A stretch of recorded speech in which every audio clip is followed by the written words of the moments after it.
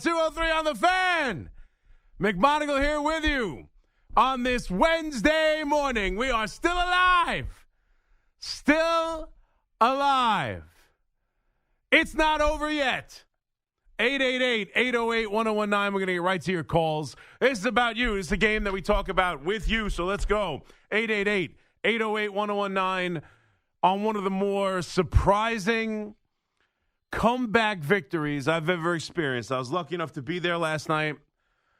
That Judge home run. Where's all the callers now? Judge will never do anything. Judge can't come through in the clutch. I was on him as much as anybody else for that at bat in game one.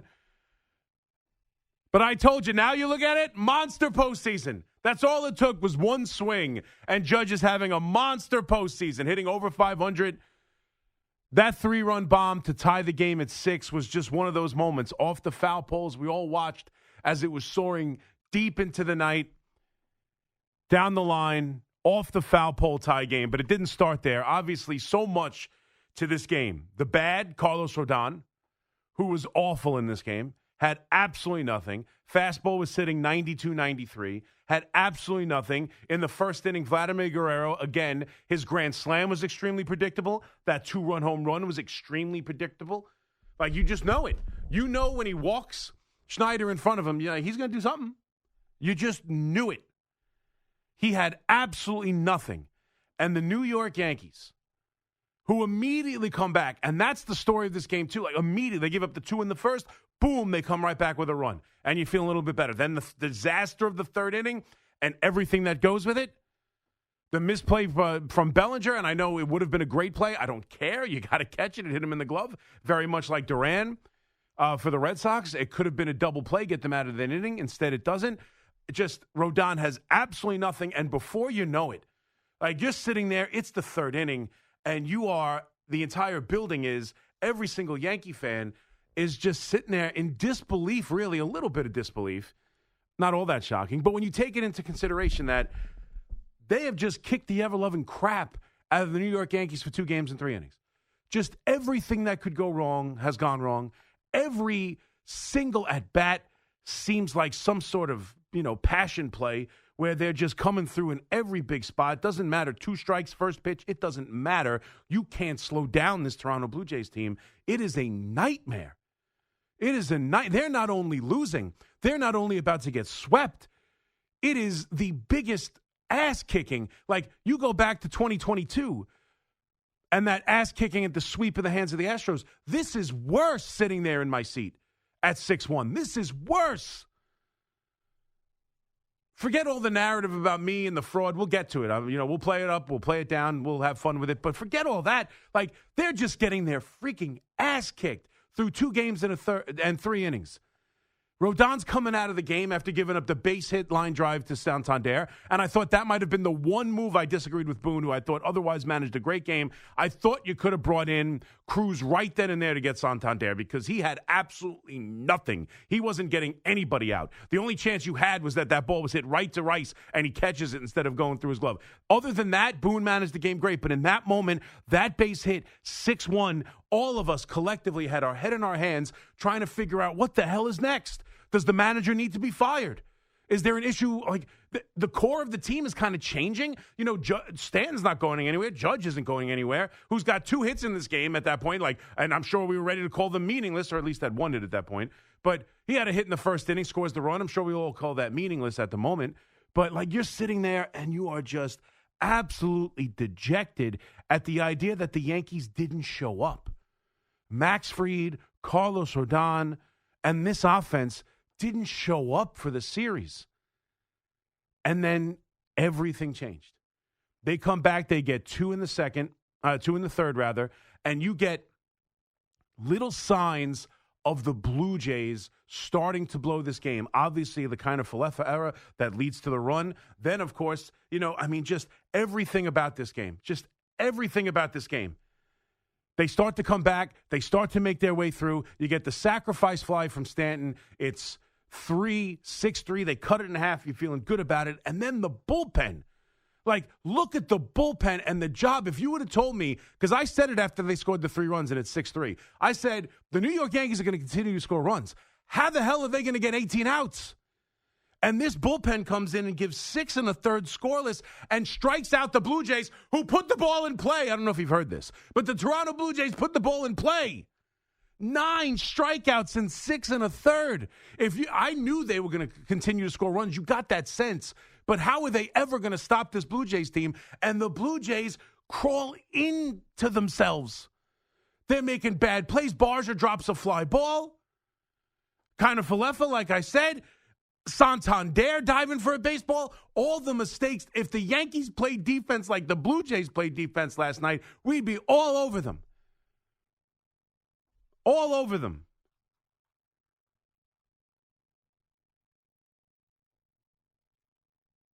I mean, it was unbelievable, the change in direction of that game in that moment.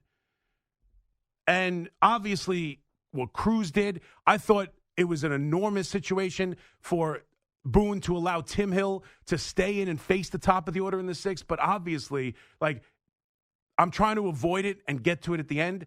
But Aaron Judge's home run that ties the game, the guy who nobody believes in, the guy who is 2 for 2 in this game, the guy who is dragging them back when no one else was doing anything, the guy I have been critical of, you have been critical of, even in this postseason where he's having a great postseason. That game 1 strikeout with the bases loaded was the signature moment of this series.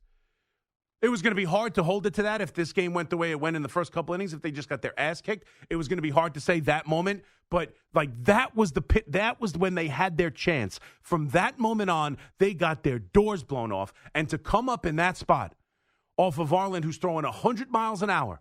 And I don't care about all the numbers. I know Fox gave you the first time on a fastball that far inside the plate, 528. No one's ever hit a home run. That's Aaron Judge. That's the greatest hitter in the world. And he proved it in that moment. And that 3-run home run high off of the foul pole was one of those moments that we will never forget. And hopefully this spurns the team because let's be honest, when you put it all aside, forget all my fraud nonsense, the Blue Jays just blew a game and an opportunity to win a series when they were up 6-1 and nothing was going the Yankees' way. Nothing. Everything was pointed in one direction. And then it stopped on a dime, and that 3-run home run changed everything.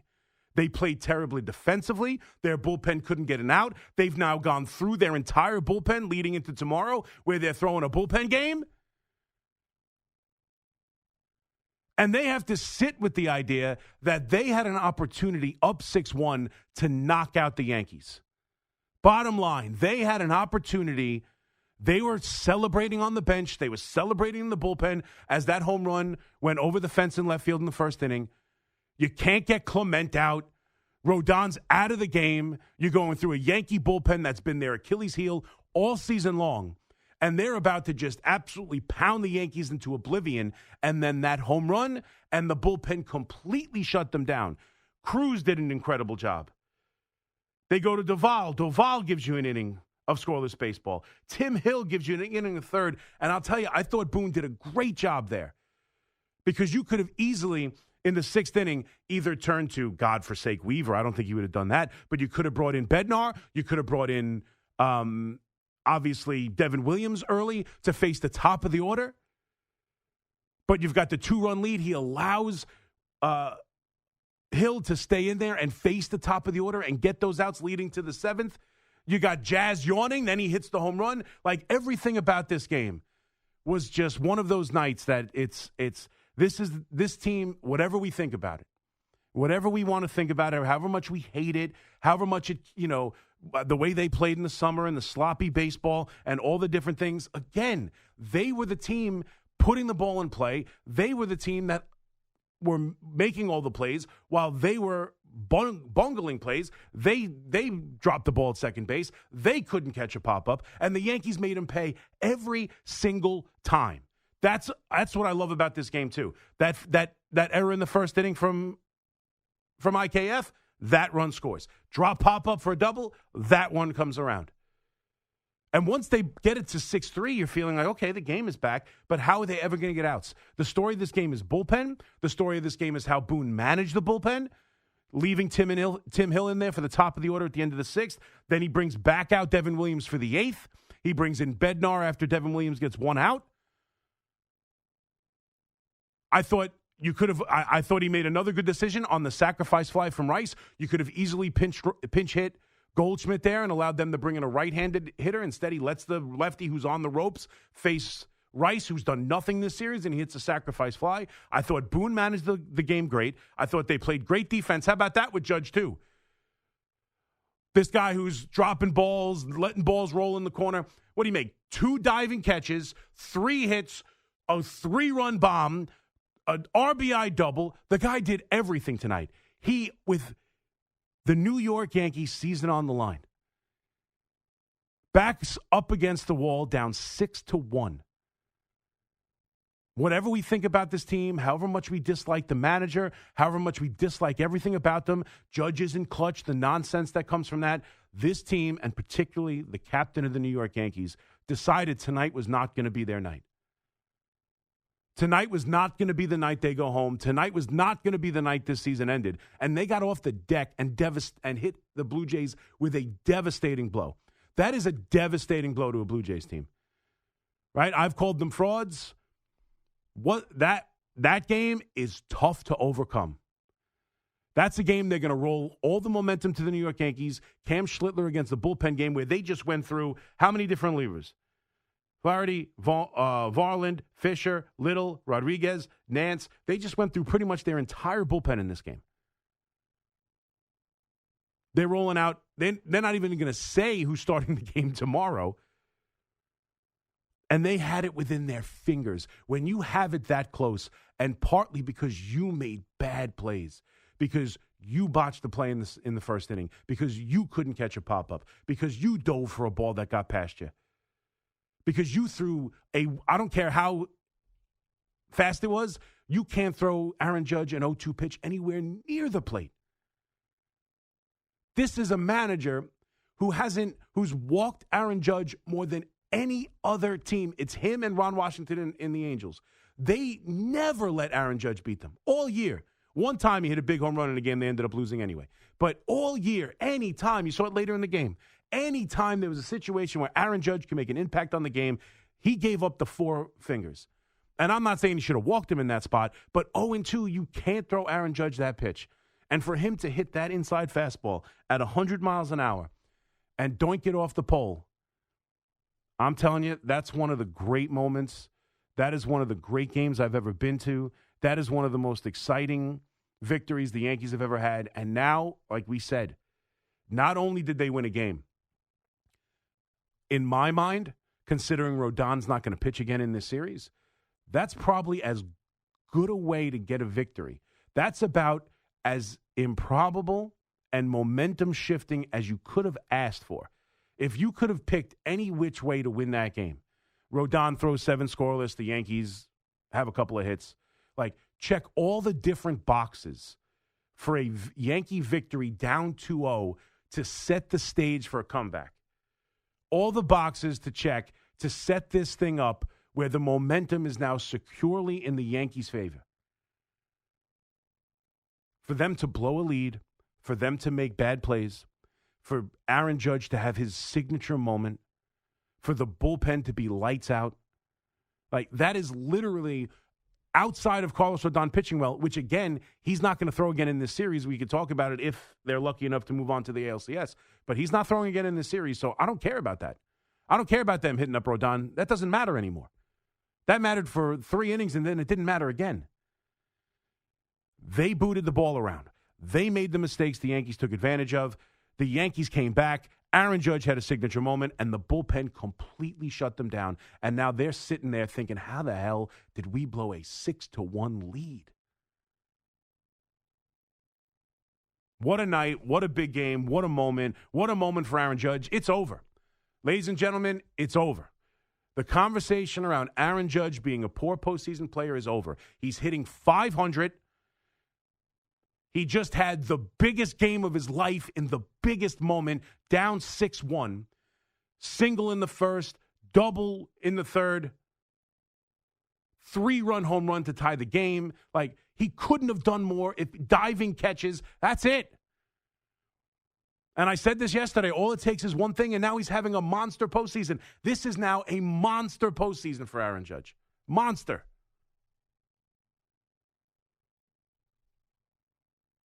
And the Blue Jays now are the ones left scratching their heads. The Blue Jays are the ones trying to figure out how the hell they're going to win this game. And to me, I'm curious to see how they handle it. I would not be surprised. My guess is they're not going to throw anybody of real significance if they can avoid it. They're going to hope their offense maybe jumps out to a big lead, and then they might.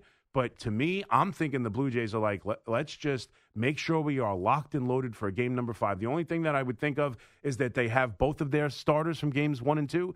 They have Gosman, they have Savage ready to go, so maybe they feel they don't need their bullpen as much. But this was a devastating blow handed from the Yankees to the Blue Jays. They were up 6-1, and they blew this game. And they did it to themselves in many ways. And then the minute that switch flipped, the minute the game changed, they did nothing. There was no fight in the Blue Jays. A team that absolutely decimated the bullpens in game 1 and 2. A team that every single at-bat from the first 2 games and then through the 3rd inning, every at-bat was a battle. Every at-bat, they were putting the ball in play. Every at-bat, they were coming through. The minute that game got tied, the minute Jazz hits the home run, they did nothing. They strike out 9 times in the last 6 1/3 against the Yankee bullpen. That's a huge victory for the Yankees. 888-808-1019. Let's get to the calls. Devin in Washington. What's up, Dev? Hey, what's going on, C-Mac? How you doing, buddy? What's up, brother? Man, yeah, it's funny because I was telling what's the name of the call screener, right? It's like, man, It reminds me of, and it's so, and I don't mean no disrespect, but anyway, yeah, it reminds me so much of like back in 2009, ALDS Game 2 against the Twins when A-Rod, much maligned postseason player, right? But it's different. It was the bottom of the 9th against Joe Nathan, and he hits that to make it 4th. To make it 3-3 instead of 3-1, right? Like, it reminds me of that in a way, even though that was the right field. I was in section 208 that time.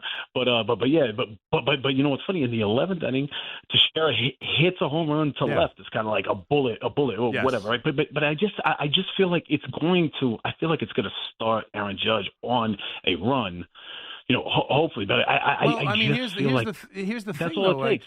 That's it. And he's on a run. Like, that's the thing. Yeah. Like, outside of the one at-bat, which I killed him for, and I felt rightfully so, which people have been critical for him, that was the biggest at-bat of the game and of the series up until that point. The Yankees...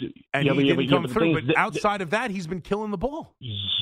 But here's the thing, and I'm not saying it's accurate, but it's just how fans are, right? It's like, man, people didn't come there to see Aaron Judge hit singles and doubles. You know what I mean? Like, it's one of those things where it's like, oh man, like we need to have the game changer type thing. But I mean, I'm not saying it's right. I'm saying I think that's how a lot of us fans felt, and I think tonight kind of alleviates a little bit of fear. But also, really interesting thing. Game 2, 2009 ALDS, A-Rod was hitting 500. What's Aaron Judge hitting this postseason? He's hitting 500. He's hitting 500. Aaron Judge is hitting 500. He is slugging 727. His OPS is 1.304. Now he's got the home run. He's got 6 RBIs.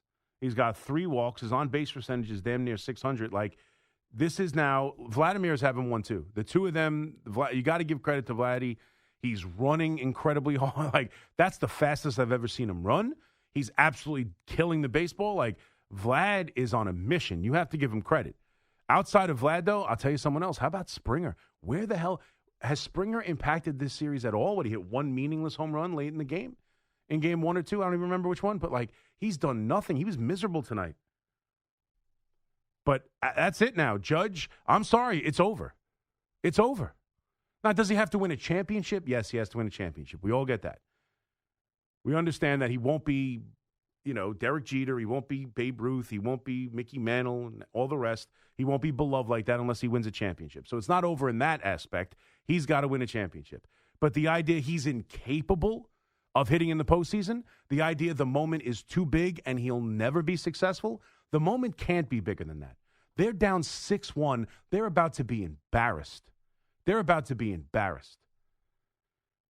And he drags that team off the deck and comes and wins the game and gets 3 hits in it, including a 3-run bomb off a 100-mile-an-hour fastball 4 inches off the plate inside. A ball that I don't know how he kept fair. That's it. We're done. You got me? We're done. To the caller who called me yesterday and said, where's the big moment? Who called me up and said, Judge doesn't have anything. Called me up and said, Judge can't hit in the postseason. He's Mr. May. He'll never come through in the big spot. That's done. That's done. He's got to do more. He's got to go win a championship. But the idea he can't, the idea the moment's too big, the idea he won't come through in the biggest of moments, done. Done. Done. Aaron Judge just showed you how clutch he can be. 888-808-1019. Quick break. We'll come back. Continue to take your calls as we take you all the way to 5 o'clock in the warm-up show. McMonigle here with you on The Fan. We'll be right back.